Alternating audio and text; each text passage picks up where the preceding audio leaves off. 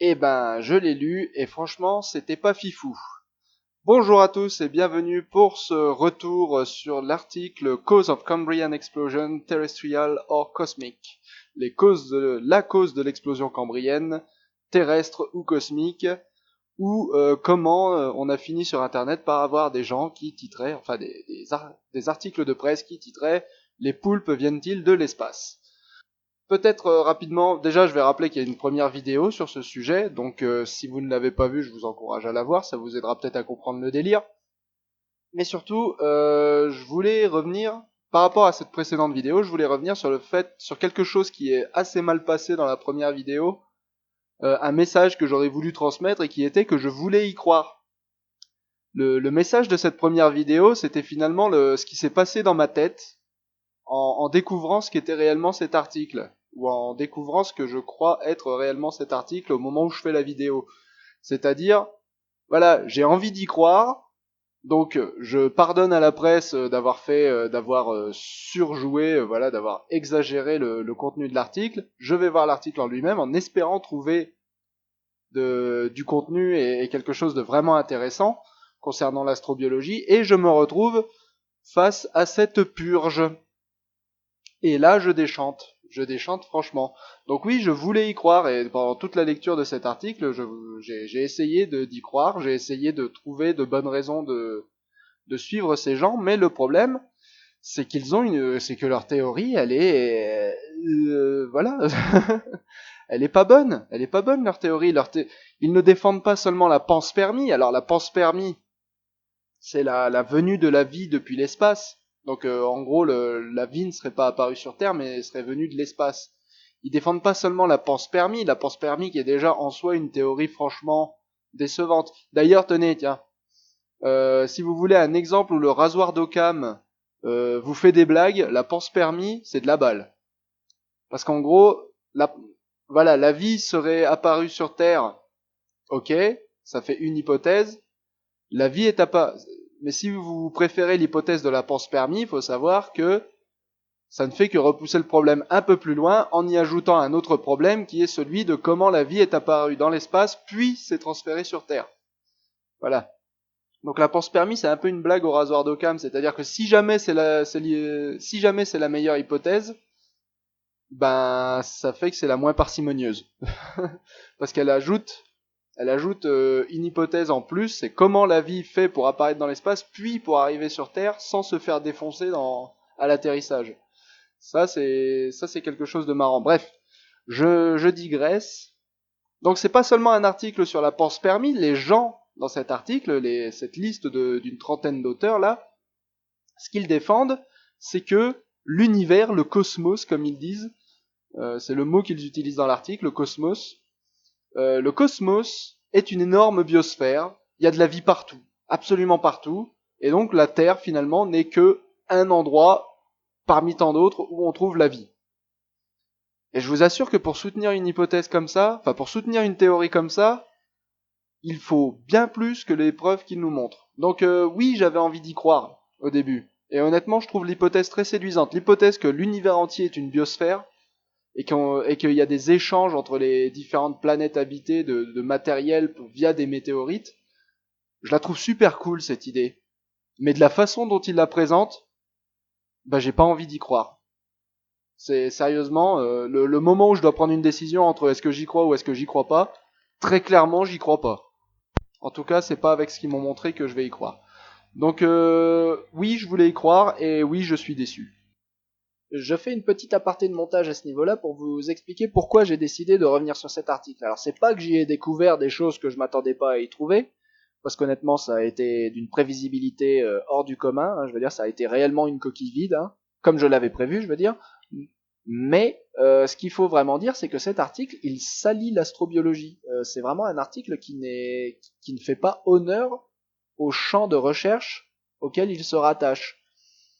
Il y a des astrobiologistes qui essayent justement d'étudier de façon scientifique la possibilité d'une vie à l'extérieur de la Terre et qui voient des choses comme ça sortir dans leur domaine de compétences. Et enfin, vous vous imaginez si c'était le vôtre, quoi, si c'est votre domaine de spécialité et d'un seul coup, il y a une daube comme ça qui sort et qui vous fait passer pour des glands, quoi. Et là, c'est exactement ça qui se passe. c'est que cet article, il sent l'amateurisme à plein nez.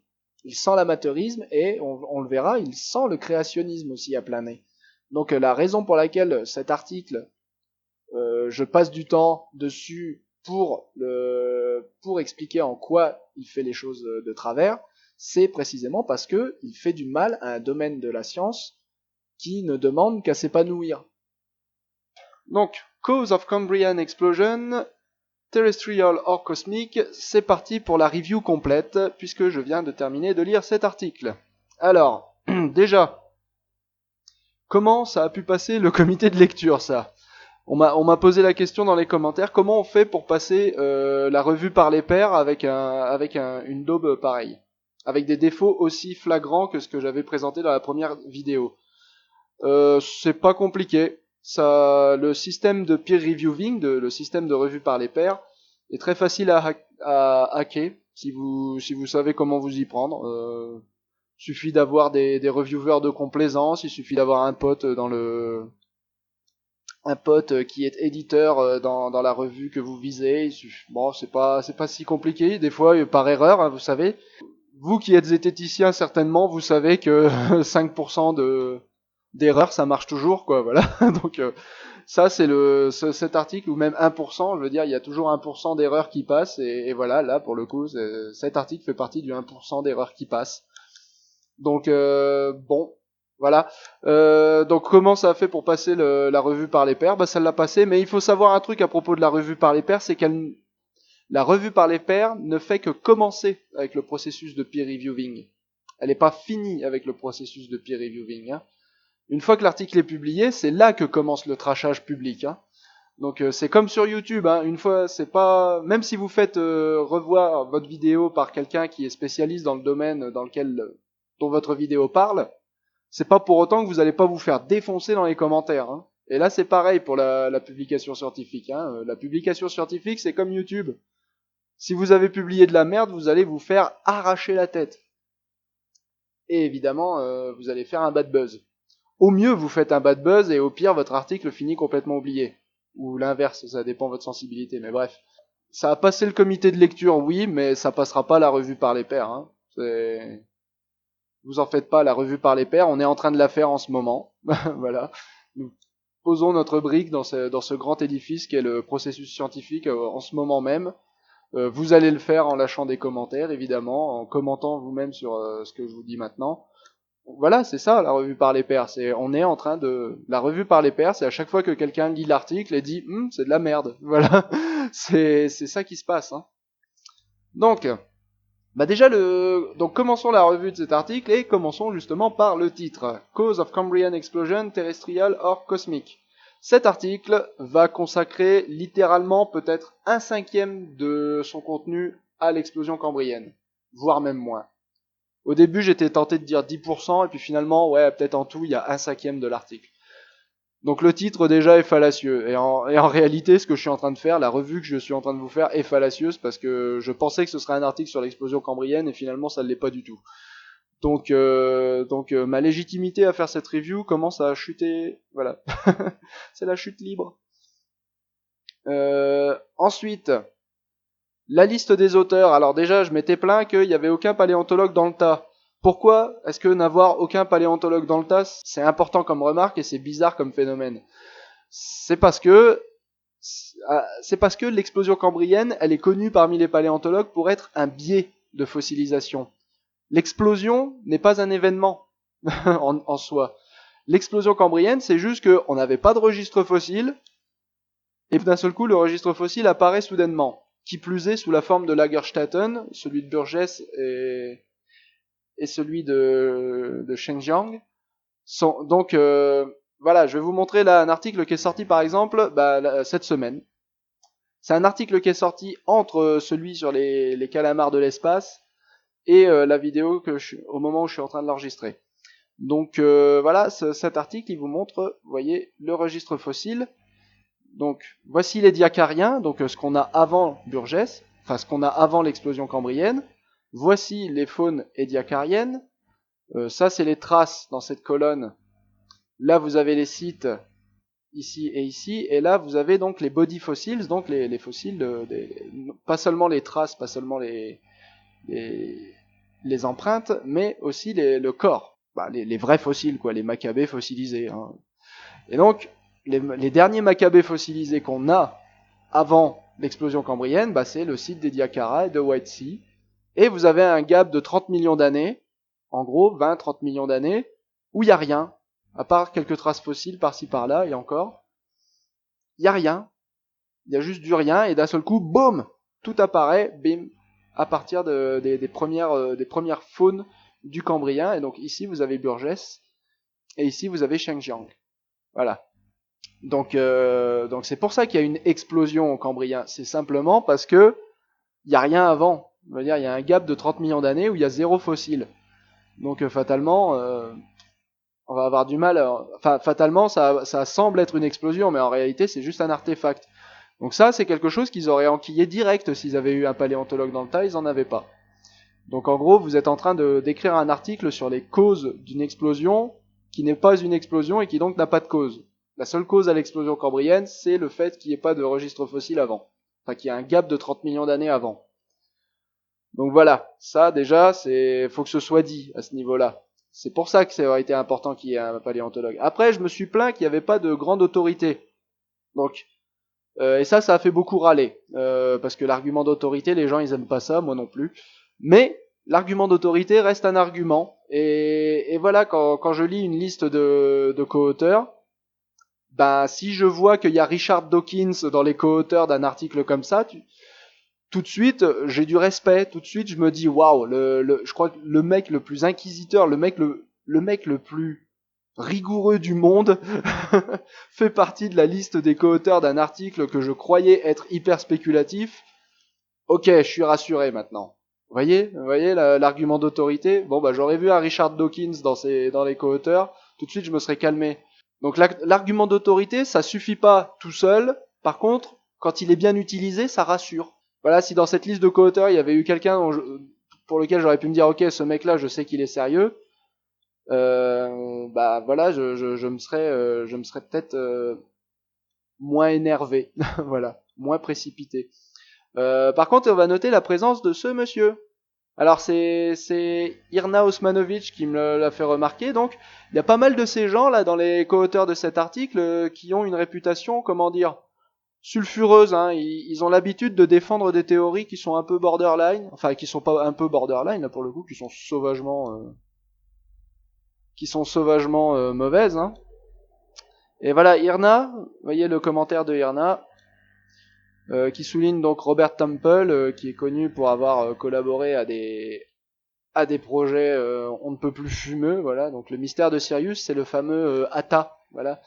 Donc, allez voir ma vidéo sur la petite momie d'Atacama si vous voulez en savoir plus. Et il y a surtout, et là c'est là que c'est formidable, Chandra Wickramasinghe, je suppose que ça se prononce comme ça, Chandra Wow. Chandra Wickramasinghe. Et alors Chandra Wickramasinghe, donc vous voyez, il est sur la fin de la liste, hein, il est juste là. Eh bien, il est notoirement connu pour avoir participé au débat création-évolution, et je vous le donne en mille, pas du côté évolution. Voilà. Donc voilà, Wickramasinghe was the only scientist testifying for the defense, which in turn was supporting creationism. Donc Wickramasinghe était le seul scientifique qui témoignait pour la défense et qui du coup était qui elle-même soutenait le créationnisme. Donc voilà, ça sentait mauvais et ça a pas loupé. Vous avez du créationniste dans les co-auteurs. J'ai pas checké tous les co-auteurs. À partir du moment où il y a un créationniste dans le lot, déjà ça daube, hein, je veux dire de toute façon. Et voilà, il n'y a pas besoin de checker tous les co-auteurs, je veux dire, il y a sa femme et son frère, là. Je veux dire, il y a un nombre de Wickramasinghe dans les co-auteurs qui montrent que, voilà, ils doivent être tous un peu de connivence, quoi. Hein, je sais pas, je dis sa femme et son frère, j'en ai aucune idée de qui c'est, hein, mais voilà. Ouais, bref, vous avez tout ce beau monde qui n'est pas spécialiste, donc, de la question qu'ils prétendent aborder, et qui en plus sont accompagnés d'un créationniste. Et c'est quelque chose, on va dire, avant que Irna m'envoie ce post, j'avais déjà senti en lisant l'introduction qu'il y avait du fond de créationnisme. Il y avait la façon dont est écrit l'introduction et plein de passages dans cet article pue le créationnisme à plein nez, tu vois. C'est les mêmes arguments que les créationnismes, sauf que au lieu de dire que l'évolution a pas lieu sur Terre et donc c'est Dieu, là ils disent l'évolution a pas lieu sur Terre, donc c'est des extraterrestres. Voilà. Mais sinon c'est les mêmes arguments, mais j'avais l'impression de lire un blog de créationnistes, quoi. Donc et juste après j'ai reçu justement ce commentaire de Irna qui pointait du doigt que Chandra, je vais l'appeler Chandra, vous me pardonnez si je l'appelle Chandra parce que Rikama, voilà, John Wick Ramasinghe. Donc j'arrive pas à le prononcer. Donc et puis en plus je suis sûr que j'écorche son nom. Donc on va l'appeler Chandra, quitte à écorcher son nom. Et voilà. Donc tout ça, voilà, arrivé là, on n'a même pas commencé l'article et vous voyez que déjà ça sent pas bon, quoi. Ça sent pas bon du tout. Donc je fais pas un jugement hâtif. Hein. Il y en a plein qui m'ont dit ouais tu me déçois, tu fais un jugement hâtif. Non, c'est pas un jugement hâtif, c'est un jugement avec la première page. Donc c'est certes un jugement qui est un peu injuste, mais qui est pas hâtif du tout. Hein. C'est si ça sent pas bon, ça sent pas bon. Voilà, c'est tout. Après peut-être que l'article est très bien alors que ça sent pas bon. Moi ce que je dis c'est que ça sent pas bon. Donc l'abstract, le résumé, donc le résumé, voilà, je vais pas m'attarder trop dessus. Juste sur la dernière phrase où justement ça permet d'illustrer comme il faut ce que je vous disais à propos du créationnisme, enfin du sérieux scientifique. Voilà, un résumé qui se termine par which has led to the emergence of mankind. Vous le sentez, comment dire, le finalisme, pas encore créationnisme, mais vous sentez bien que le grand projet. Voilà, déjà arrivé là, ça sent le grand projet, vous voyez. Au moins le finalisme, quoi. Et du finalisme dès l'abstract, dès le résumé. Normalement, le résumé, c'est pas un truc que vous torchez. Hein. C'est un truc, c'est la vitrine de votre article, votre résumé. C'est censé être impeccable. Et si c'est pas impeccable, bah c'est au moins faites pas des erreurs qui sont énormes comme ça, quoi. Et je le répète, j'avais envie d'y croire. Hein. Arrivé là, j'ai toujours envie d'y croire. Quand de ma lecture évidemment, plus maintenant, mais arrivé là de ma lecture, j'avais encore envie d'y croire et je tombe là-dessus, quoi. C'est ça qu'il faut. J'ai envie de croire que cet article est sérieux et là le mec me dit ouais, on est en train de révolutionner la science. Non. Citation anonyme. Les tardigrades, ça peut pas avoir évolué sur Terre. Citation de mon copain au bistrot. Mais non, sérieux, non, non, faisez pas ça. C'est pareil, l'autocitation, c'est quelque chose qui est très couramment employé dans cet article. Ça ne veut pas dire que c'est nul, mais c'est encore un indice que ça sent pas bon. Une fois de plus. L'autocitation, ça sent pas bon du tout. Enfin, l'abus d'autocitation, c'est vraiment quelque chose qui sent pas bon non plus. Ça veut pas dire que c'est nul, encore une fois, je le dis, mais voilà, tous ces indices, encore une fois, je vais vous exposer tous les indices qui m'ont conduit à penser que, ouais, bah, finalement, non. J'y ai cru, mais il fallait pas. Le but de l'article, donc ça c'est exposé dans la première partie, le but de l'article. Alors, c'est quelque chose dont on va reparler un peu plus tard, mais en gros, ils nous parlent des rétrovirus, et ils nous disent, c'est quand même formidable, on a fait des études génétiques, enfin pas eux, mais voilà, il y a des études génétiques qui ont été publiées qui montrent que les rétrovirus ont évolué pile quand les vertébrés se sont diversifiés. Ça, c'est quand même pas un hasard qu'ils nous disent. C'est que les rétrovirus, quand ils sont apparus, en gros, ce qu'ils sous-entendent, c'est que quand les rétrovirus sont arrivés, pouf, les vertébrés se sont diversifiés. Sous-entendu, les virus ont amené du matériel génétique qui ont permis la diversification des vertébrés. Ouais, les rétrovirus, c'est des parasites. Donc, ils auraient eu du mal à se diversifier avant que les vertébrés soient diversifiés.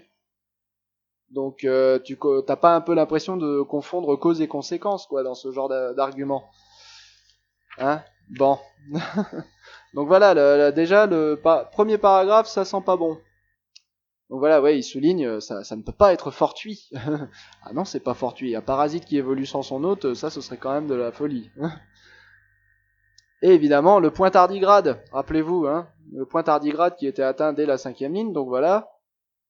Donc les tardigrades, quel est le problème avec les tardigrades? C'est que les tardigrades ont tellement été utilisés par les illuminés, voilà, je vais les appeler comme ça, allez vous faire voir. Ils ont tellement été utilisés par les rêveurs, voilà, pour soutenir une origine spatiale de la vie, que ça en est devenu ridicule. Voilà, ça en devient grotesque, à force. Donc utiliser les tardigrades dans un article scientifique de cette façon, dès le début, c'est moche. C'est moche, parce que comme j'ai dit, ça a atteint le niveau du grotesque. Les tardigrades, oui, ils sont bizarres. Mais ils sont pas extraterrestres. On sait très bien d'où ils viennent. Les tardigrades, c'est des panarthropodes. Un tardigrade, c'est essentiellement un ver de terre avec des pattes et qui n'a que 4 segments. Voilà. Donc c'est un ver de terre très court avec des pattes. Donc voilà, les tardigrades, on sait très bien d'où ils sortent. Leur matériel génétique est on ne peut plus terrestre. Et on en a parlé dans notre vidéo sur la classification. Donc voilà, c'est la conclusion de notre vidéo sur la classification, les tardigrades. Que parmi une poignée de tardigrades, il y en a quelques-uns qui, en forme enquistée, ont réussi à survivre au vide spatial, c'est pas pour autant que ça veut dire qu'ils ont évolué dans l'espace. Hein. C'est comme dire les serpents. La peau des serpents fait de formidables sacs à main, ils ont évolué pour ça. Tu vas vous imaginer la qualité de l'argument, quoi. Non mais sérieux. Bon bref. Donc c'est pour ça, c'est grotesque. Et juste à côté, en plus, on nous parle de progrès de la biologie, enfin, de progrès de l'évolution, quoi, non. De progrès de l'évolution, sérieusement. Vous utilisez encore des mots comme ça, quoi, ça fait tellement 18e siècle. Les scientifiques essayent de plus parler de progrès de l'évolution depuis au moins 50 ans, et là vous êtes en train de nous balancer tous les poncifs, quoi. Je veux dire, les grands classiques de la science d'il y a 60 balais, quoi. Je veux dire, bon. Bref. En parlant de vieux trucs. Donc l'introduction. Ça y est, on entre enfin dans l'introduction.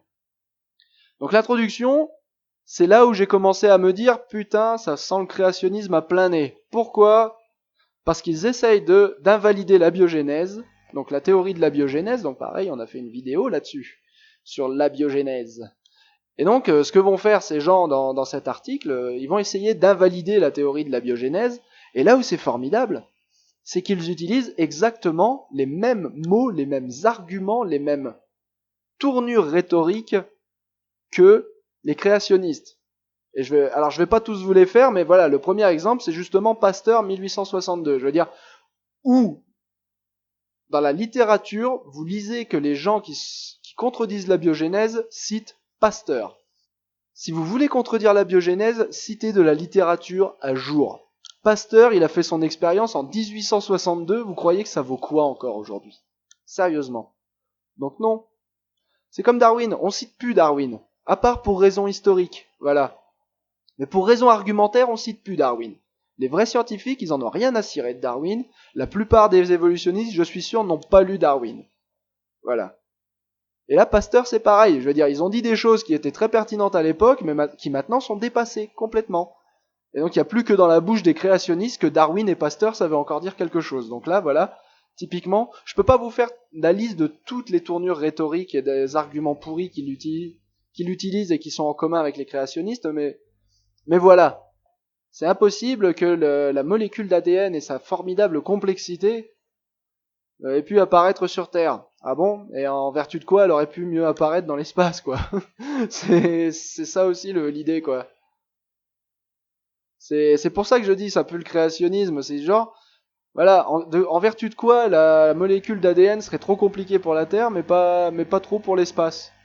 Bah en vertu d'un créateur qu'on vous introduira plus tard, voilà, dans un autre article. Donc ça aussi c'est de l'argument créationniste, l'argument de la complexité irréductible. Bim. Et évidemment la biogénèse, c'est une conjecture avec aucune preuve, bah à part toutes les expériences de Miller, voilà.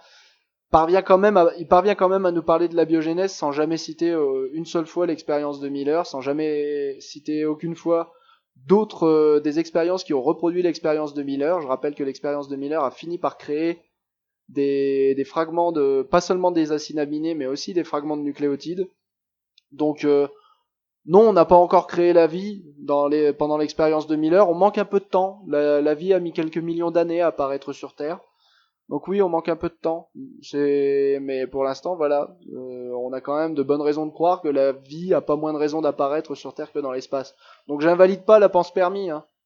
Évidemment, la pense-permis reste une hypothèse valable, mais bien que, comme je l'ai dit, moins parcimonieuse. Mais c'est un raccourci extrêmement outrageux, voilà, d'aller dire que voilà, il y a pas de preuve du tout pour l'évolution de la vie sur Terre. C'est pas vrai. Enfin, pour l'apparition de la vie sur Terre. Et puis justement, il y a cette idée que voilà, les météorites, il faut qu'elles amènent la vie sur Terre, et pour ça, il faut que la vie, elle survive au crash météoritique. C'est pas un problème en soi, hein, mais la théorie de la biogénèse sur Terre admet qu'il y a du matériel organique qui a pu tomber des météorites, du matériel organique, pas des êtres vivants. Pourquoi? Parce que les êtres vivants, pour qu'ils survivent à la chute d'une météorite, c'est hardcore, quoi. Ça peut arriver évidemment, mais bon, c'est chaud chaud. Comment la vie sur Terre aurait pu survivre à la chute de ces météorites? Bah, la vraie question, c'est en vertu de quoi la chute des météorites est plus un problème pour les espèces vivantes sur Terre que pour les espèces vivantes dans la météorite. C'est un peu le... Voilà, donc non, c'est pas plus raisonnable de suggérer que la vie vient des météorites. Non, c'est pas plus raisonnable. Et évidemment, j'avais déjà prévenu dans la précédente vidéo, mais évidemment, on a le droit au complexe de Galilée. Mais évidemment, le pauvre Wickramasinghe a été persécuté pour sa théorie. Parce que depuis tant de temps qu'il se défend sa théorie et personne ne veut le croire. Ouais, il y a peut-être une raison pour ça. Il y a peut-être une raison. Mais voilà, le complexe de Galilée, le voilà. Donc encore une fois, ça ne prouve pas que ce qu'il dit c'est de la merde, mais encore une fois, ça tire des sonnettes d'alarme, hein. Et on en est qu'à l'introduction. Je veux dire, là, j'aimerais souligner, là, ça doit faire une bonne demi-heure que je parle et on en est qu'à l'introduction. L'introduction sent pas bon, d'une part, la première page, la liste des auteurs, le titre, tout ça, il n'y a rien qui va jusqu'à présent. En gros, il y a tout qui pointe dans la direction d'un article qui va partir en cacahuète. Et à ce niveau-là, dans ma lecture, je m'attends à une chose ou deux. Voilà. C'est, ok, si vous cherchez à me prouver que la vie vient de l'espace, il y a des choses auxquelles je m'attends. Premièrement, s'il y a de la vie dans l'espace, il faut la trouver quand on va dans l'espace. Voilà, c'est tout simplement. Parce que l'espace, maintenant, c'est une zone qu'on a commencé à explorer. Je dis pas qu'on l'a exploré à fond, hein, évidemment, mais c'est une zone qu'on a commencé à explorer, donc je m'attends à deux choses. La première, c'est que quand on va dans l'espace, on y trouve de la vie. Donc là, l'article a intérêt à être béton là-dessus. Ceci dit, c'est pas complètement impossible, puisque, encore une fois, nous avons fait une vidéo sur la possible existence de fossiles sur Mars, et que dans cette vidéo, je me suis montré plutôt convaincu par les preuves qu'il y avait des fossiles sur Mars. Des fossiles de bactéries, encore une fois, hein. Pas des ammonites ou des dinosaures, hein, des trucs relativement simples, évidemment. Mais voilà. Donc, s'il y a de la vie ailleurs, il y a moyen d'en trouver. Normalement, on devrait la trouver. Bon, là, je parle de fossiles sur Mars, mais là, on parle d'êtres vivants, hein, pas seulement des fossiles. Bref. Et de deux, si la vie est originaire d'ailleurs que la Terre, la vie est fatalement plus vieille que la Terre. Eh oui. Et en particulier quand on suit leur raisonnement à eux, si pour eux tout l'univers est une énorme biosphère, on est bien d'accord que la vie est forcément plus vieille que la Terre. Je veux dire, ou alors c'est une coïncidence monstrueuse que quand elle est apparue quelque part dans l'univers, pouf, quasi instantanément. Enfin, ce serait une coïncidence monstrueuse que la vie soit apparue dans l'univers au même moment que la Terre se soit formée. Ce serait quand même assez formidable. Donc non, l'univers est genre 3 fois plus vieux que notre système solaire. Donc si la vie existait, elle existait très probablement avant même la formation de notre système solaire. Donc, quand on utilise les datations moléculaires sur les espèces vivantes sur Terre, on devrait trouver que, et en particulier si on suit leur modèle de bombardement continu de la Terre par de nouvelles espèces, mais ça on y reviendra, on devrait trouver que Lucas, the last universal common ancestor, donc l'ancêtre commun universel à tous les êtres vivants, devrait être plus vieux que l'âge de la Terre lui-même. Or, pour autant que je sache, ce n'est pas le cas. Il y a une marge d'erreur, évidemment, il y a une marge d'erreur colossale hein, sur la datation de Lucas. Donc là, il y a déjà, voilà, il y a deux gros arguments que j'attends à partir de là, dont un au moins pour lequel je sais que il n'y a pas trop de chances que ça arrive. Voilà. Partie 3, la théorie cosmique de la vie.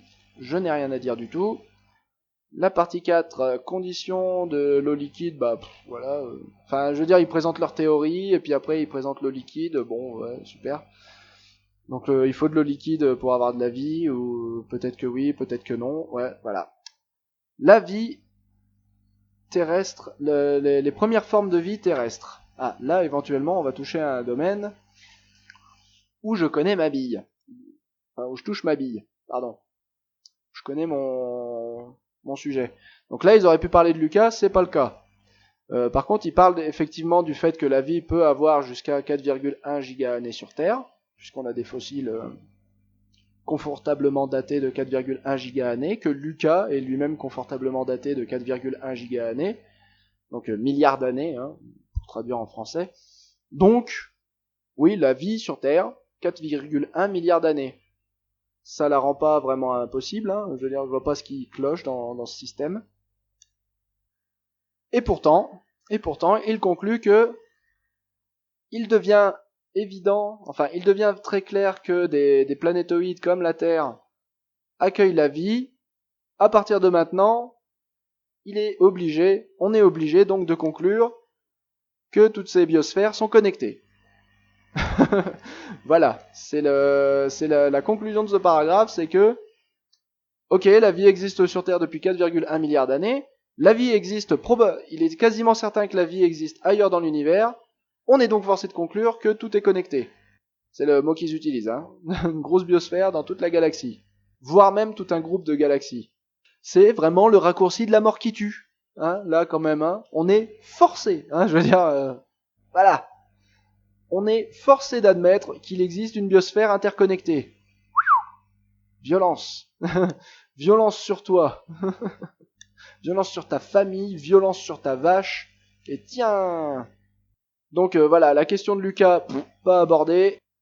Donc le chapitre suivant, la partie suivante, partie 7, tente de nous présenter les preuves qu'il y a des molécules organiques dans l'espace. Donc il y a différentes preuves de matière organique dans l'espace selon eux.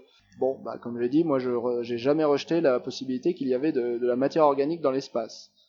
En l'occurrence, voilà, c'est de la bactérie dégradée, c'est pas de la bactérie vivante. Si tant est qu'on peut prendre ça comme une preuve tangible. Donc je suis d'accord. Bon, ils vont jusqu'à parler de charbon interstellaire. Je suis pas sûr que ce soit une très bonne façon d'en parler, mais pourquoi pas. Donc après, syndrome de Galilée, voilà. Il n'y a jamais personne qui a voulu tester notre hypothèse, et alors que d'abord, les scientifiques, y devraient. Voilà. Ça, encore une fois, bon, c'est pas un argument, hein. C'est pas un argument de dire que les autres sont méchants. Bon, il continue avec ça, il continue à montrer qu'il y a plein de preuves qu'il y a de la matière organique dans les météorites. Bon, ça, je suis d'accord. Jusque-là, tout va bien.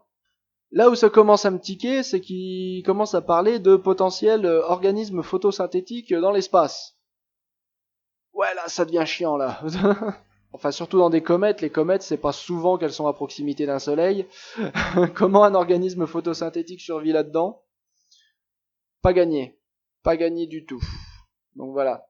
Donc oui, il y a de la matière organique dans l'espace. Ok, ça ne prouve pas qu'il y a de la vie dans l'espace. Donc les preuves de la vie sur Mars. Bon, bah ce sont que des preuves fossiles, en l'occurrence. On a bien quelques météorites qui se sont crachés sur Terre qui semblaient contenir des bactéries, mais le problème c'est que s'étant crachés sur Terre, c'est un peu difficile de dire si les bactéries en question sont vraiment martiennes ou pas. Donc pour le coup ça a moyennement marché. Et pour ce qui est des fossiles qui ont été observés donc directement sur Mars, il s'agit de structures difficiles à interpréter qui sont attribuées à des algues, donc des choses qui ressembleraient en gros à des stromatolites ou à des tapis algaires quoi. Ça n'a jamais été analysé, donc pour l'instant, voilà, c'est point d'interrogation, possiblement fossiles de vie sur Mars, mais en tout cas de la vie vivante des êtres vivants sur Mars, pour l'instant, zéro preuve. Hein. Les preuves de vie microbienne dans la stratosphère et les météorites. Bah encore une fois, le problème c'est que dans la stratosphère, t'es encore bien près de la Terre, et dans les météorites, bah tu les trouves sur Terre. Donc, je veux dire, on est directement dans la zone de contamination terrestre. Donc, trouver de la vie dans la stratosphère, c'est pas extraordinaire. Hein. La première étape de leur raisonnement, c'est de nous dire la vie vient de l'espace. Donc maintenant, ils essaient de nous convaincre qu'il y a de la vie dans l'espace. Avec toute la sincérité du monde et toute l'envie que j'ai d'apprendre qu'il y a de la vie dans l'espace, parce que j'ai vraiment envie de l'apprendre, qu'on a une preuve qu'il y a de la vie dans l'espace, pour l'instant je suis pas convaincu. Et donc, on va arriver à là on arrive directement à toutes les preuves qu'il y aurait eu des micro-organismes. Voilà.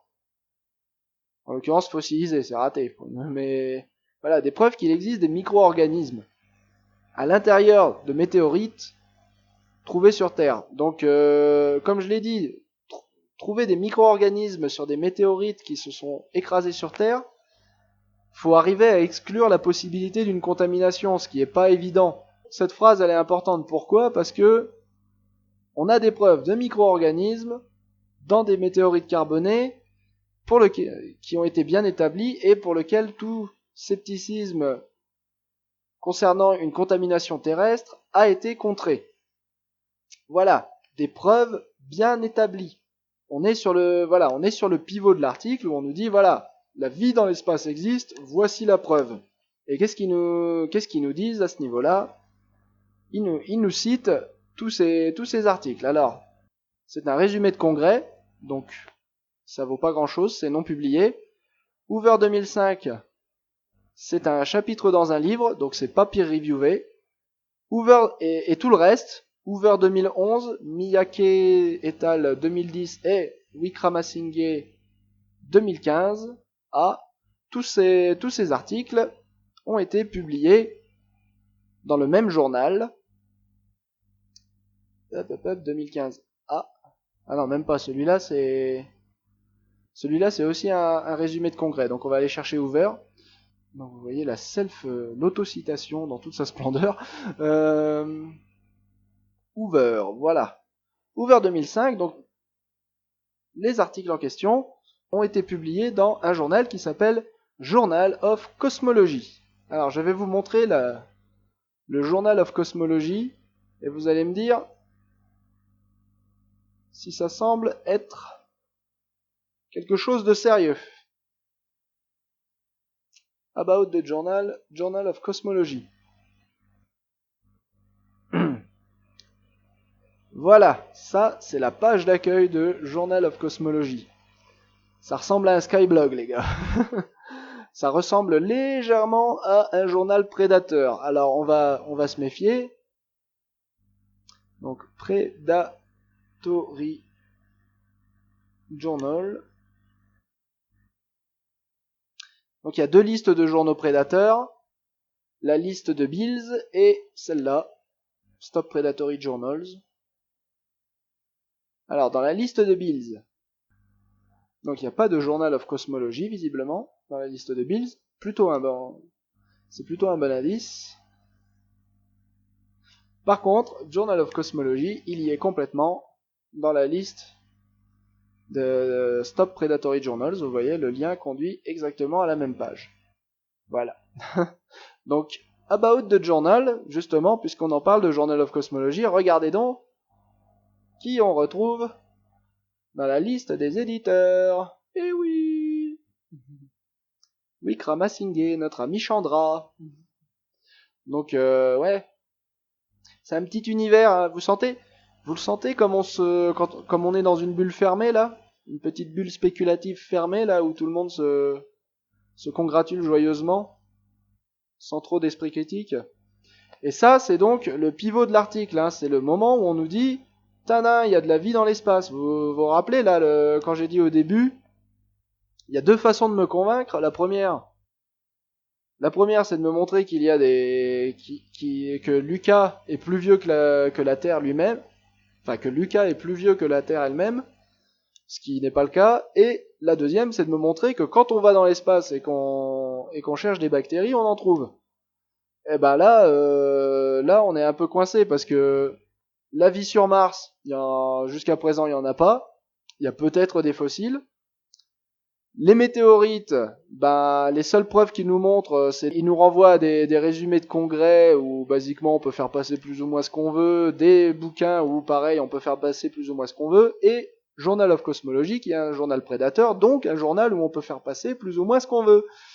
De plus que moins, d'ailleurs, dans les journaux prédateurs. Il y a des gens dans les journaux prédateurs, ils ont réussi à publier des séries d'insultes. Parce que de toute façon, ils regardent même pas. Ce qu'ils publient, ils publient. Voilà. Et Wallis et al. 2013, c'est aussi dans un journal prédateur, dans le même Journal of Cosmology. Donc, bah, on arrive au chapitre suivant, qui est les principes de virologie. Et basiquement, les preuves qu'on a de vie dans l'espace sont proches du néant, sont proches de l'absolu néant. Peut-être avant de continuer, juste je voudrais souligner aussi qu'il parle d'un phénomène qui s'appelle les pluies rouges. Voilà. Donc les pluies rouges, il a été montré que c'était juste des algues 100% terrestres. Hein. Donc il pleut effectivement rouge parce qu'il y a des algues à haute altitude autour desquelles se condensent des nuages. Et voilà. Donc il pleut des algues rouges. C'est pas des algues brunes, je sais plus. Donc, mais ça, quoi qu'il arrive, ça fait des pluies qui ont l'air d'être rouges. Donc c'est un phénomène qui existe, mais qui prouve pas que c'est une vie extraterrestre qui a produit des pluies rouges. Donc là, on commence vraiment à toucher le haut du panier de l'argumentation. Hein. Donc heureusement, on passe à ce chapitre suivant, et justement, c'est à partir de là qu'on commence à rentrer dans l'arborescence des peut-être. L'arborescence des hypothèses, construites sur des hypothèses, et qui éventuellement conduit à un gros tas de bullshit. Et donc rappelez-vous, dans la première vidéo, je vous avais parlé justement du fait qu'ils empilaient les hypothèses comme ça. Donc la première hypothèse, c'est qu'il y a de la vie dans l'espace. Bon, pas de preuve pour l'instant, hein, pas de preuve très convaincante pour l'instant. Deuxième hypothèse, cette vie dans l'espace n'a pas seulement ensemencé la Terre, elle a aussi continué de pleuvoir sur Terre. Donc la vie spatiale continue d'ensemencer la Terre régulièrement. Et parmi ces ensemenceurs, qui arrivent à survivre à la chute sur Terre, qui arrivent à survivre à la concurrence des autres espèces vivantes, parce qu'à partir du moment où il y a de la vie sur Terre, continuer à bombarder des animaux depuis l'espace, des animaux, des végétaux et des bactéries depuis l'espace, vous créez une concurrence entre tout cela. Bon, bref. Donc parmi tous ces organismes qui arrivent sur Terre, il y a des virus, et parmi ces virus, il y en a qui vont affecter les animaux environnants, les animaux, les végétaux environnants, et leur transmettre du matériel génétique. C'est ce que font les rétrovirus. Donc voilà, il y a toute une série de peut-être comme ça. Peut-être que si la vie existe dans l'espace, peut-être que si elle continue à tomber sur Terre, peut-être que si les virus sont compatibles avec la vie sur Terre, et peut-être s'ils arrivent à insérer leur ADN dans le nôtre, enfin ou dans ceux des poulpes ou des tardigrades, alors ma théorie est vraie. Ouais. Ouais, ça fait, comme je disais, ça fait beaucoup de peut-être. Et donc là, on va rentrer justement dans cette série de peut-être. Donc d'abord, un petit rappel sur la virologie. Honnêtement, j'ai rien trouvé à en redire parce que je suis pas virologue et que en plus il y a des pathologistes dans la liste des co-auteurs. Il y a des médecins et tout, donc je vais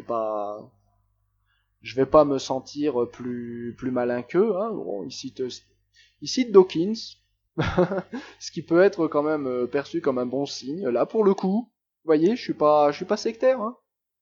Quand c'est des spécialistes qui parlent d'un domaine dont ils sont spécialistes, visiblement, tout a l'air d'aller. Je sais pas si Dawkins est vraiment considéré comme un spécialiste. J'en ai aucune idée. Mais voilà. Bon, là, ça sent pas mauvais. Vous voyez, il aurait commencé par ça, moi j'aurais eu vachement moins peur. Hein. Parler d'un domaine dont je suis pas spécialiste, voilà. Et, le truc, c'est que je me suis mis à lire ça, pourquoi? Parce qu'il y avait explosion cambrienne dans le titre. Hein. Alors, spécificité de l'hôte et survie à des conditions de vide spatial. Pas de souci, moi je suis tout à fait prêt à accepter que les bactéries survivent au vide spatial quand on les y amène. Évidemment. Ensuite, comment fonctionne un rétrovirus? Donc comment le rétrovirus insère de l'ADN dans son hôte. Et comment l'hôte peut finir avec de l'ADN de rétrovirus. Donc là, très intelligemment, ils font appel au fait bien connu que la syncytine du placenta des mammifères placentaires est d'origine virale. Donc nous ne serions pas des mammifères. Les mammifères placentaires n'existeraient pas sans ce phénomène d'insertion de gènes rétroviraux. Ça ne prouve rien à leur théorie, mais ça met les bases. Voilà. Ça met les bases et effectivement c'est intelligemment fait. Donc, j'approuve. Là, je suis d'accord. Je suis ok. Il n'y a rien qui me choque. Par contre, le chapitre 13, Intelligent Complexity. Alors là, on retombe dans le pavé qui a été écrit par le créationniste. Vous voyez là, il y a les 3-4 paragraphes qui ont été écrits par des spécialistes et qui sont tout à fait honnêtes, je pense. Et là, vous avez encore que j'ai pas la compétence pour les évaluer pleinement, mais là, on reparle d'évolution, et là, on nous sort l'intelligent complexity. C'est quoi la complexité intelligente? Ça veut dire quoi, je veux dire? Ou l'intelligence complexe? Je comprends pas. Donc c'est le passage où il nous dit qu'en gros, les poulpes, hein, céphalopodes. C'est le fameux passage où il nous dit que les poulpes sont intelligents parce que extraterrestres, ta gueule. Mais pourquoi? Aliens. Vous savez le même là, aliens. C'est ça, complètement. Pourquoi les poulpes sont intelligents? Aliens. Pourquoi Homo sapiens est intelligent? Aliens. Bim. Je veux dire, pourquoi vous faites des choses comme ça? Pourquoi vous sortez des trucs comme ça? Pourquoi vous les sortez aussi crûment surtout? Oh. As recently, voilà l'évolution que les preuves que des virus extraterrestres affectant l'évolution sur Terre ont été plausiblement suggérées par le séquençage du code génétique et du transcriptome des céphalopodes. Aucune référence citée à la fin de cette phrase. Va te faire foutre. Qui a fait ça? Qui a suggéré ça? Personne. Personne. Absolument personne. Et alors là où c'est formidable, c'est que dans tout ce... Enfin, attendez, je reviens au titre déjà. La complexité intelligente, ça veut rien dire. Le mot complexité, on a fait toute une vidéo pour expliquer que ça voulait rien dire. Le mot intelligence, on a fait toute une autre vidéo pour expliquer que ça voulait rien dire. Donc je vais pas revenir sur pourquoi complexité et intelligence dans le même titre, ça veut absolument rien dire. La complexité est relative à quelque chose d'autre. Vous ne pouvez pas dire que quelque chose est complexe en soi. La complexité, c'est forcément un qualificatif par rapport à quelque chose d'autre. Ceci est plus complexe que cela. Et l'intelligence, c'est certainement le truc le plus difficile à évaluer du monde. Voilà. parce que la seule intelligence qu'on comprend, c'est l'intelligence humaine. Surtout quand on parle de l'intelligence des céphalopodes, pour le coup, c'est quasiment impossible à évaluer. Donc bref, on continue. C'est pas grave. Donc ce qu'il nous dit en fait dans ce paragraphe, c'est que les poulpes, enfin les octopus là, donc les pieuvres apparaissent brutalement dans le registre fossile il y a 500 millions d'années. C'est faux. C'est faux. Les pieuvres apparaissent bien plus tard, bien plus tard à l'Ordovicien. Donc elles apparaissent pas au Cambrien les pieuvres. Ensuite, le fait que les pieuvres apparaissent soudainement est dû au fait que ce sont des organismes à corps mou, donc la fossilisation des pieuvres, tu te la mets où je pense. Ensuite, les pieuvres n'apparaissent pas, les pieuvres ne sortent pas de nulle part puisqu'il y avait déjà des mollusques au Cambrien et que les pieuvres sont des mollusques en tout point, du point de vue génétique et du point de vue embryologique, du point de vue anatomique. Bref, il n'y a pas de doute sur le fait que les pieuvres sont des mollusques et ont donc un ancêtre commun avec les autres mollusques. Donc à partir de là, ils vont défendre deux théories. Soit que les poulpes sont complètement d'origine spatiale, c'est-à-dire qu'ils ont été bombardés sur Terre comme ça, tels qu'ils sont, par des œufs fécondés. Là, il y a des œufs fécondés par je sais pas qui ont été bombardés sur Terre directement et ont donné les poulpes modernes. Ou alors que les poulpes sont devenus ce qu'ils sont, c'est-à-dire avec toutes leurs capacités formidables, leur intelligence, et là ils font un grand cas des capacités de camouflage ici, hein, voilà. Donc que tout ça leur est arrivé justement de virus spatiaux, voilà, qui leur auraient apporté ça. Alors ils ont eu cette tournure de phrase qui est absolument horrible. Ils ont emprunté leur capacité extraordinaire à un futur entre guillemets en termes évolutifs. Donc c'est genre l'avenir de l'évolution est dans l'espace, semblerait-il. Je comprends pas cette phrase, ça fait mal. Là, ce qu'il faut bien souligner, c'est que c'est hyper anthropocentrique. Les pieuvres et les poulpes ont effectivement des capacités que nous n'avons pas, mais voilà, ça, c'est pas forcément pour ça qu'ils sont bizarres. Je vous renvoie d'ailleurs à ce propos vers un article qui a été publié par Bionum, donc sur l'université Paris Diderot, et qui parle justement des poulpes aliens de l'évolution, mais pas sous la forme d'aliens aliens, mais effectivement sous le sens alien, dans le sens des créatures étranges de l'évolution. Donc là, effectivement, si vous voulez en savoir plus sur les poulpes et si vous voulez savoir des choses sérieuses sur les poulpes, je vous invite à lire cet article qui est 1000 fois mieux que la chose que je suis en train de m'infliger en ce moment. Donc bref, ils sont bizarres, mais il n'y a rien d'inexplicable. Voilà, c'est juste là où je veux en venir. Hein. Ils sont bizarres, mais il n'y a rien d'inexplicable. Et le fait d'être bizarre, c'est juste anthropocentriquement parlant, voilà, ils sont différents de nous. Oui, effectivement, ils ont une histoire évolutive qui a divergé de la nôtre il y a 500 millions d'années. Donc jusque-là, il n'y a pas vraiment à s'inquiéter. Hein. 500 millions d'années d'évolution, donc sachant qu'il y a 500 millions d'années de notre côté, 500 millions d'années du leur, voilà, ça fait un gros milliard d'années qui nous séparent en gros. Hein. Donc là, on arrive justement à la fameuse image. La fameuse image du Poulpi plus super virus de l'espace égale super Poulpi de l'espace. Donc j'ai bloqué hein, sur la première vidéo, j'ai bloqué sur cette image pour une raison très simple, c'est qu'avec tous les phénomènes compliqués qui nous ont expliqués par exemple dans la partie virologie, l'image qu'ils ont choisi de nous montrer c'est Poulpi plus super virus de l'espace égale Poulpi de l'espace. Est-ce que vous croyez vraiment qu'on n'allait pas comprendre ça au point de nous mettre une image? Est-ce qu'il n'aurait pas mieux valu mettre une image d'un phénomène beaucoup plus compliqué à envisager? Je veux dire, ouais, bof. D'autant que ça suggère quelque chose d'assez formidable. Donc le nautile serait un céphalopode qui serait terrestre, mais par contre, pas les poulpes. Pourquoi? En vertu de quoi? Ça me semble un peu... C'est pas expliqué hein, dans l'article. Enfin, si, il y a quand même un moment où il dit que si l'univers est une grande biosphère, alors de toute façon, toutes les espèces sont reliées les unes aux autres. Et ça, c'est ce qui nous est expliqué ici. Voilà, c'est la fameuse réponse à cette figure. Que veut dire cette figure? Ils abordent la question du effectivement, si tout vient de l'espace, alors aucune espèce n'est reliée les unes aux autres.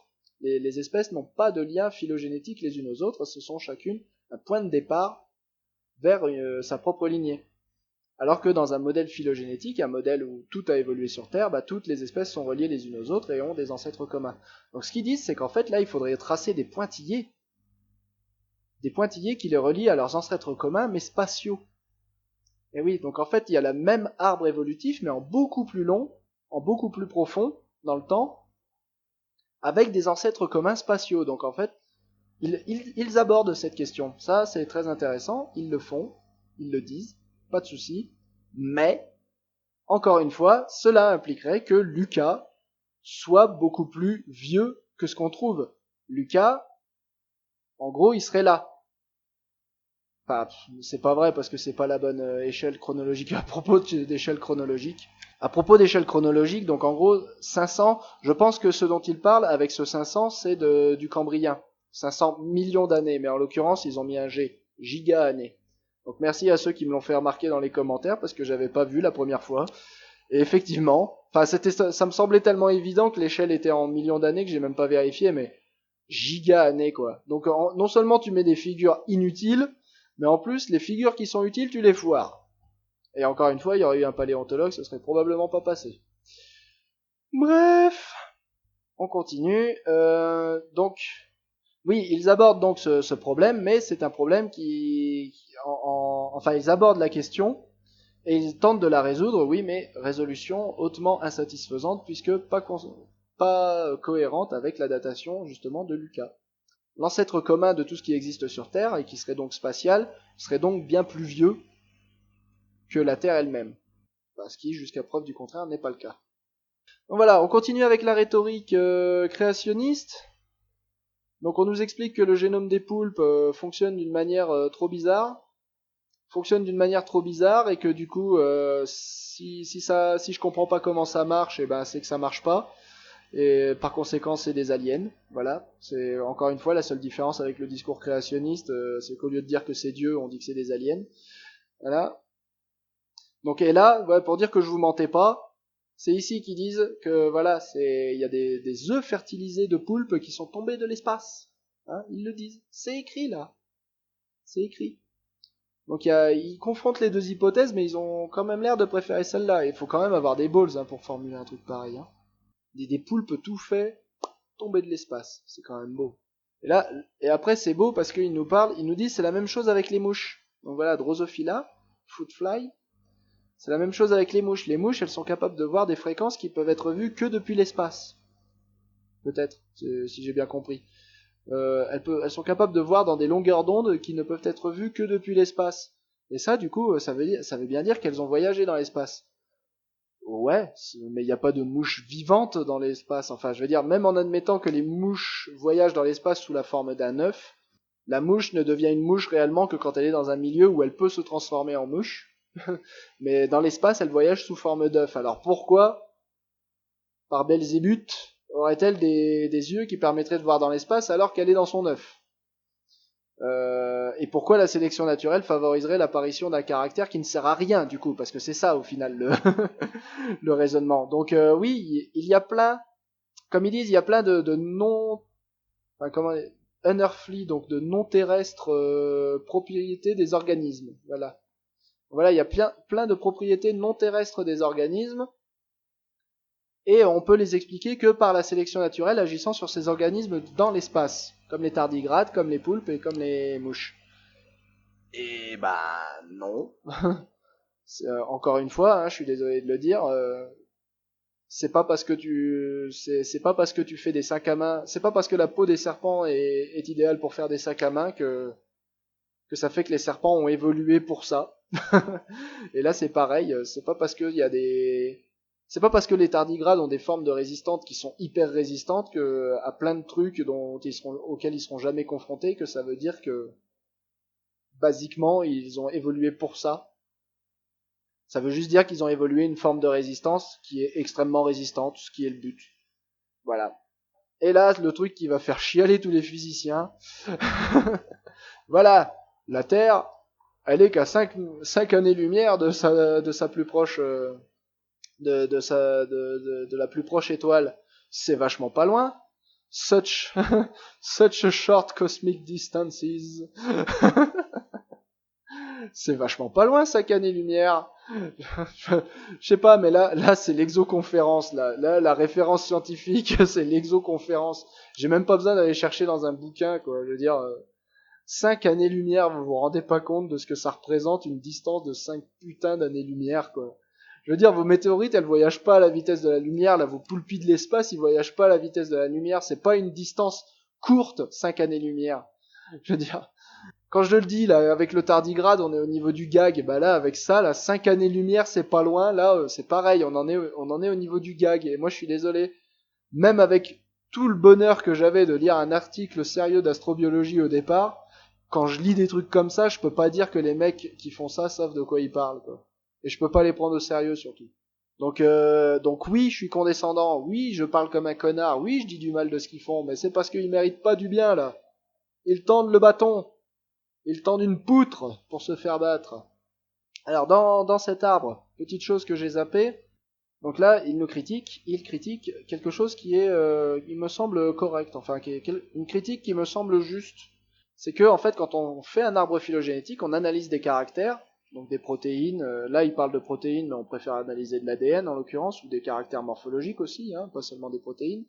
Bref, quand on fait un arbre phylogénétique, la méthode de construction de l'arbre phylogénétique implique que les gènes sont homologues, ou que les protéines sont homologues, que les séquences de caractères sont homologues, et donc on force, effectivement, c'est le mot qu'ils utilisent, on force en fait les données à former un arbre où tout est connecté, et où il y a par définition des ancêtres communs vont émerger. C'est vrai. Là au moins il y a une critique juste. Là au moins c'est juste comme critique. Mais comme je l'ai dit, comme je l'ai dit tout à l'heure, lui, son explication à lui, c'est qu'effectivement, il y a D'ailleurs, c'est une critique que font les créationnistes, hein, ça. Hein. Par ailleurs, j'en profite pour le dire. Mais voilà, ce que lui il dit, c'est que quand on regarde son hypothèse à lui, en gros, on n'a pas d'arbre phylogénétique et donc on force pas tout ça. Le problème, c'est que plus tard dans l'article, il nous dit qu'en fait, si, il y a un arbre phylogénétique, c'est juste que il n'est pas sur Terre, il est dans l'espace. Donc l'ancêtre commun, finalement, il existe quand même. On connecte tout en bas, donc là, en l'occurrence, très très bas. Euh, et donc, finalement, sa critique s'applique tout aussi bien à ce qu'on fait en temps normal que ce qu'elle lui propose. Donc, son modèle ne s'adapte pas mieux aux données. De plus, quand on fait une analyse phylogénétique, et notamment sur des gènes ou des protéines, on fait ce qu'on appelle un alignement de séquences. Donc, on fait une hypothèse dite d'homologie primaire avant de faire l'analyse phylogénétique. C'est-à-dire que l'alignement de séquences, de base, va nous dire si les protéines ont quoi que ce soit à voir les unes avec les autres. Donc si on est face à des protéines ou à des gènes extraterrestres, c'est au niveau de l'alignement de séquences que ça va merder. Parce que si c'est vraiment des extraterrestres, ils vont pas s'aligner du tout avec les gènes terrestres. Sauf dans son cas d'une superbe biosphère magnifiquement homogène dans tout l'univers. Comme je l'ai dit, ça ne fait que repousser le problème plus loin. Le problème de cet alignement de séquences va de toute façon se poser pour son hypothèse à lui aussi, parce que de toute façon, à partir du moment où on fait une analyse phylogénétique, on fait hypothèse d'homologie primaire. Donc, que cette phylogénie se déroule dans l'espace ou sur Terre, ça change rien. Donc voilà, donc on fait une hypothèse d'homologie primaire, et si on est face à des extraterrestres, c'est à ce moment-là que ça merde. Et après, seulement quand on fait l'analyse de phylogénétique et qu'on construit l'arbre, là on fait une hypothèse d'homologie secondaire. Et après, pour valider l'hypothèse d'homologie secondaire, on va comparer l'arbre phylogénétique qu'on a obtenu avec ces données en comparant avec d'autres arbres qui ont été obtenus avec d'autres techniques. Donc si vous avez utilisé des gènes, vous allez comparer à l'arbre obtenu avec les protéines. Si vous avez utilisé des protéines, vous allez comparer à l'arbre que vous avez obtenu avec les gènes ou avec la morphologie par exemple. Ensuite, on parle justement des rétrovirus des vertébrés. Comme ça fait déjà longtemps que je parle, je ne vais pas me réétaler là-dessus. Que les choses soient claires, la seule raison pour laquelle les rétrovirus des vertébrés apparaissent en même temps que les vertébrés, c'est pas parce que les rétrovirus ont déclenché l'évolution des vertébrés en venant de l'espace, c'est parce que les rétrovirus de vertébrés n'avaient aucune raison d'être diversifiés tant qu'il n'y avait pas une certaine diversité de vertébrés. Donc voilà, comme je l'ai dit, il faut pas nous la faire à l'envers non plus. Faut pas confondre coïncidence et causalité, et encore moins inverser la causalité, quoi. Et pour ceux qui croient que j'exagère et qu'ils sont pas cons à ce point-là, voilà la phrase. Les rétrovirus ont émergé en même temps que les vertébrés, dis donc. Mais encore une fois, même là, il est ouvert à la possibilité que les rétrovirus aient émergé avant leurs autres vertébrés est ouverte. Oui, mais c'est sans compter les 30 millions d'années pendant lesquelles on n'a pas de fossiles. Donc si les rétrovirus sont apparus pendant cet intervalle de 30 millions d'années et les vertébrés aussi, au final, ça change rien. Et enfin, l'explosion cambrienne. Ah Chapitre 15, enfin, on en est à l'explosion cambrienne. Donc, et on commence par cette phrase. Il y a eu une extinction de masse, il y a 542 millions d'années, entre les Diacariens et le Cambrien. Non, c'est un biais de fossilisation. Il y a peut-être eu une extinction de masse, mais en tout cas, il n'est pas bien établi. Contrairement à ce que tu dis qu'il y a eu une extinction de masse. Il est fort probable, il est tout aussi probable que la faune édiacarienne se soit éteinte très lentement pendant cet intervalle où nous n'avons pas de fossiles. Va te faire foutre. Et par ailleurs, où sont tes sources? À part citer les deux mêmes mecs à longueur de temps, là, Hoyle et Wickramasinghe, il y a aucune source, quoi. Donc là, on est sur un domaine que je connais, et là, du coup, je le vois très bien, le problème. C'est quand même assez ouf, ça. Donc, et là, on nous fait l'hypothèse qu'il y a eu un impact d'une comète géante qui a apporté la vie cambrienne d'un seul coup. Bah oui, mais sauf que cet impact, on n'en a pas la trace, d'une part, et d'autre part, l'explosion cambrienne que tu prétends expliquer a déjà une explication, et c'est le fait que c'est un biais de fossilisation. Donc on n'a pas besoin de faire appel à des conditions martiennes, quoi. Hein. Et puis Hoyle et Wickramasinghe, ils sont pas paléontologues, donc ils ont aucune légitimité à parler de ça. Et donc ça n'a pas été publié donc dans un journal Predator, mais ça a été publié dans 2 bouquins en réalité. Donc deux œuvres non peer-reviewées. Donc voilà, fais appel à la bonne source, mec. Gould et Eldredge, mal orthographié, donc s'il y avait eu un paléontologue une fois de plus, ça ne serait pas arrivé. Et il nous parle du coup, puisqu'on nous parle de Gould et Eldredge, de la théorie des équilibres ponctués, qui est souvent présentée comme une explication au fait qu'on a des apparitions soudaines de clades à l'intérieur du registre fossile.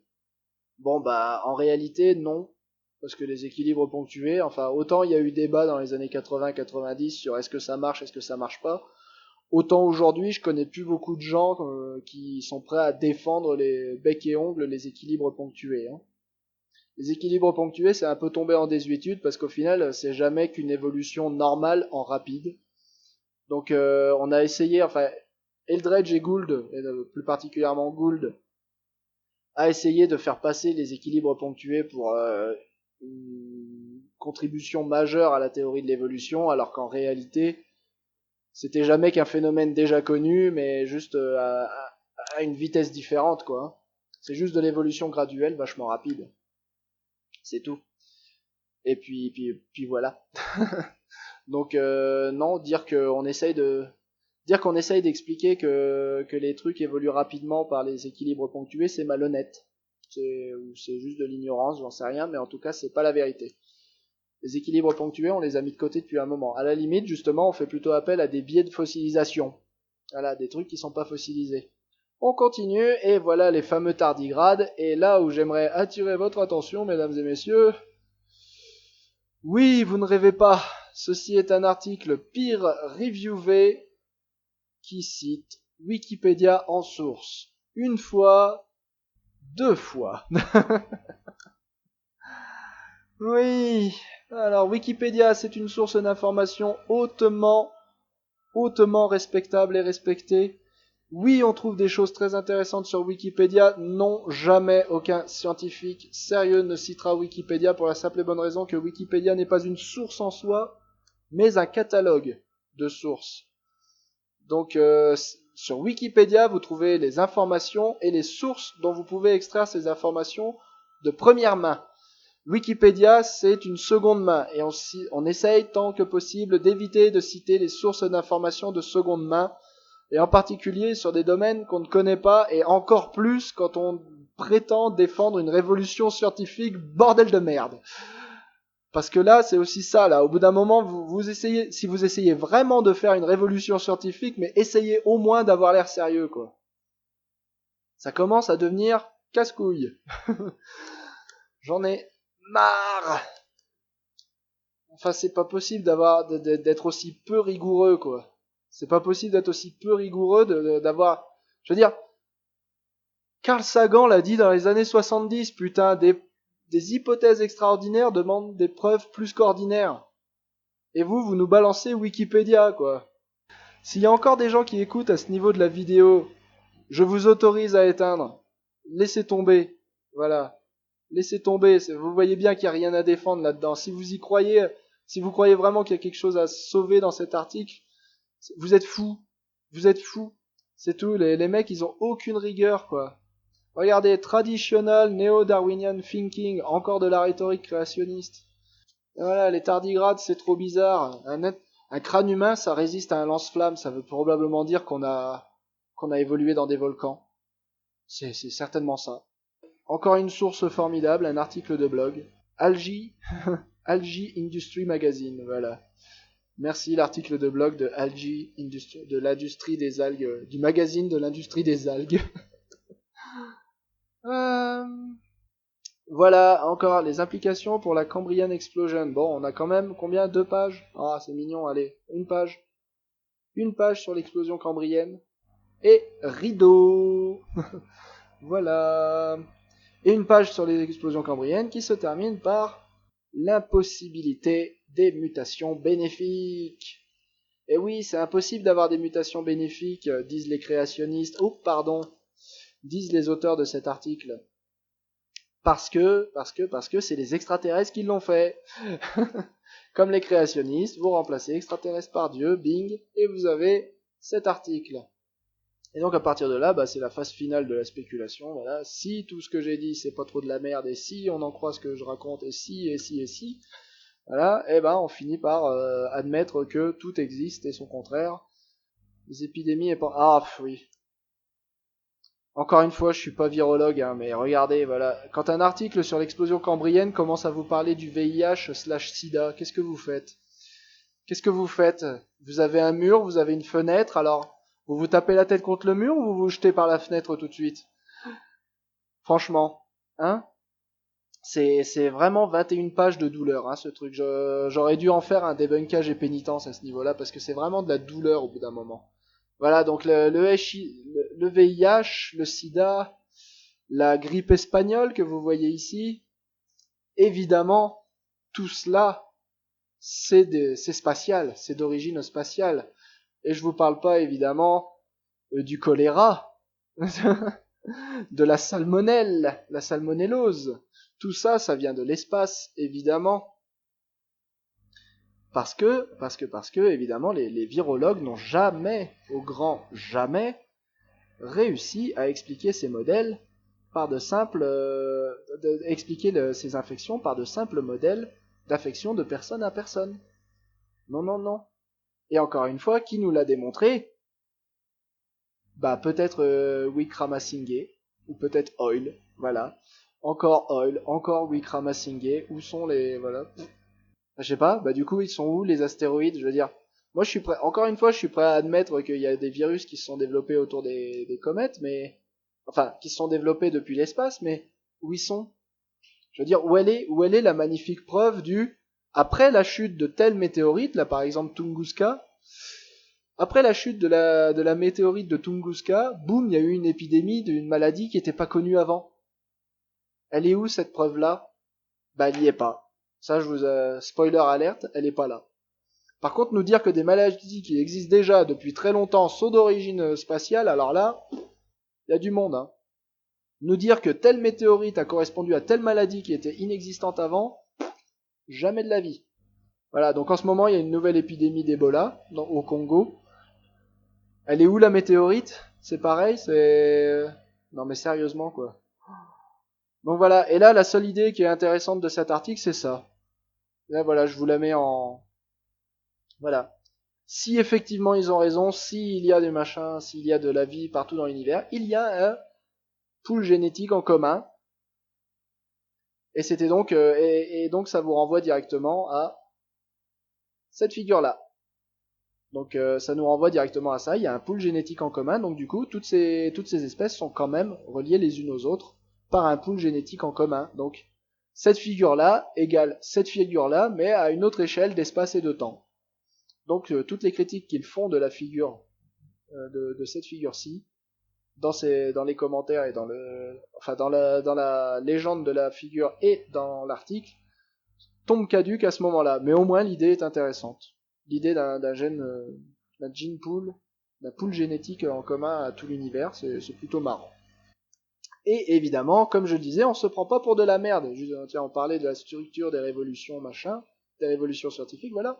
On ne se prend pas pour de la merde. Nous entrons dans un shift de paradigme, dans un changement de paradigme historique. Donc voilà, et ce shift de paradigme, c'est qu'il y a de la vie partout, sauf là où on regarde. Il y a de la vie partout dans l'univers, sauf là où on regarde. C'est formidable, hein?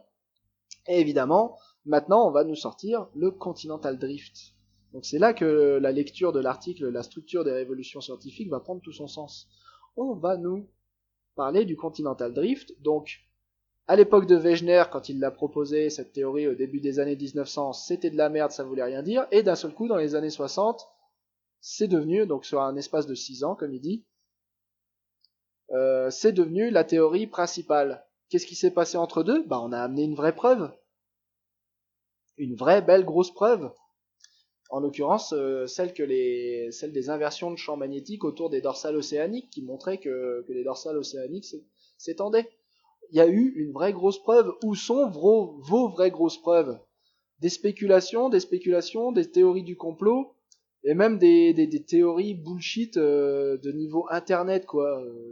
Choléra qui vient de l'espace. Faut savoir faire deux poids deux mesures, hein. Donc non, on n'entre pas dans une révolution scientifique, j'aimerais bien, parce que l'idée du Cosmic Gene Pool, une fois de plus, je la trouve cool. Donc j'aimerais bien qu'on entre dans un paradigme, dans un nouveau paradigme scientifique néo-darwinien, voilà, de nouveau, le cosmo-néo-darwinien, mais en l'occurrence, non. Non, parce que vous n'avez pas de preuves, vous avez juste des spéculations, sur des peut-être, sur des hypothèses, et même pas des bonnes hypothèses en plus.